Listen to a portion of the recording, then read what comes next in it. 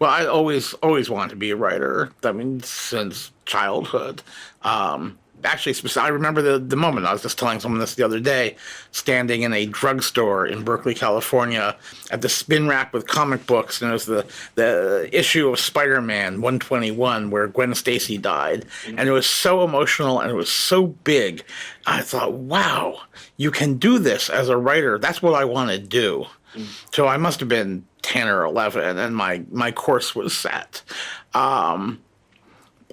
Several years after that, I was in graduate school in screenwriting at UCLA, well on my way. And I met a gentleman who was an undergraduate in the journalism program, and he had written a series of really junky action adventure books called 357 Vigilante. Truly terrible. But we had worked together on his last one. I'd helped him plot it. And it was fun. And some guy on the New York subway shot a lot of people one day, muggers. And for 5 minutes, everybody in Hollywood wanted to do a vigilante movie. And my friend's agent was able to sell this project to a really low rent studio. And my friend's agent demanded he get first crack at writing the screenplay. And the studio wanted to get rid of him. So they accepted that, but gave him 2 weeks to do it. He'd never written a script before. I was in the screenwriting program, so he said, why don't we team up and do it? We wrote the script in 2 weeks. Ton of fun. Probably the most fun we ever had writing, because we didn't know what we were doing. And the studio actually liked it enough to keep us on. I mean, they kept us on for probably about a year doing draft after draft after draft. And as these things usually happen, it didn't get made. It came really close, didn't get made. The world is no poorer for that, by the way. And we were just unemployed writers then. So we wrote a spec episode. So how you used to get into TV was you'd write an episode for a show that was currently on the air. We wrote one for a show called Spencer for Hire and sent it to our new agent we'd just gotten. And she sent it to the showrunner of the show because she was so inexperienced. She didn't know you weren't supposed to do that. And it sat on his coffee table for a year. And then they had a disaster, just a script that wouldn't work 2 days before shooting.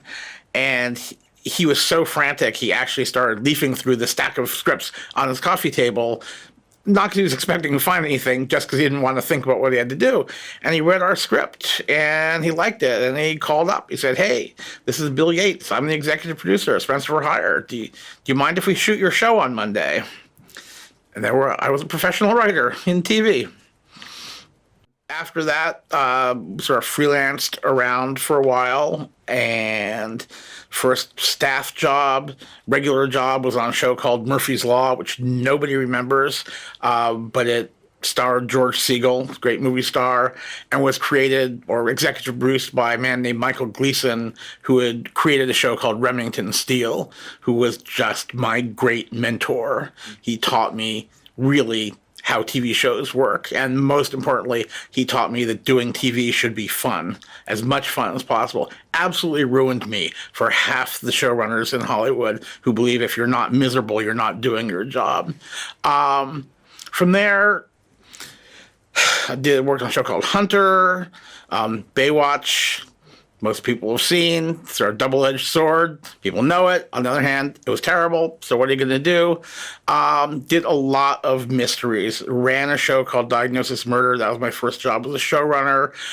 Worked on something called The Cosby Mysteries, which was not actually about Cosby being sent to jail, but it would have been better if it had been.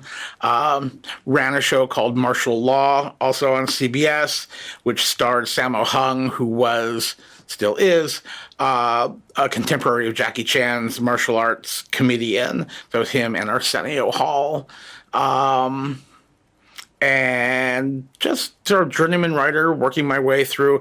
Ended up spending about 10 years focusing primarily on mysteries, partially because I developed a real love for mysteries. And and then got good at it. And then if you do something, that's what they hire you to do again. Most recently, I co-created and wrote a science fiction show for HBO Asia, which is called Dream Raider, which is now finally available on HBO Max for the rest of the world. The two shows I usually list first because everyone has seen them. Yes, I wrote several episodes of Monk, which was just a delight to work on, and an episode of Psych as well, early in that show's run. Yes, actually, thanks to my relationships at this wonderful film school, Story Academy, I met a very talented writer. He called me up and asked if I would participate in this mini-series he had set up about the sinking of the MS Estonia in the 1990s. It's a fictionalized investigation into a real-life story. It's really a different thing for me. It's really a lot of fun. And on this show, I got my favorite note that I've ever gotten from anyone, which is from the studio, which they said, we really like your script, but we want you to spend more of our money. Make it bigger, more action, more water, more death, more everything. It's like being told as a kid that you're not eating enough candy and you have to have some more.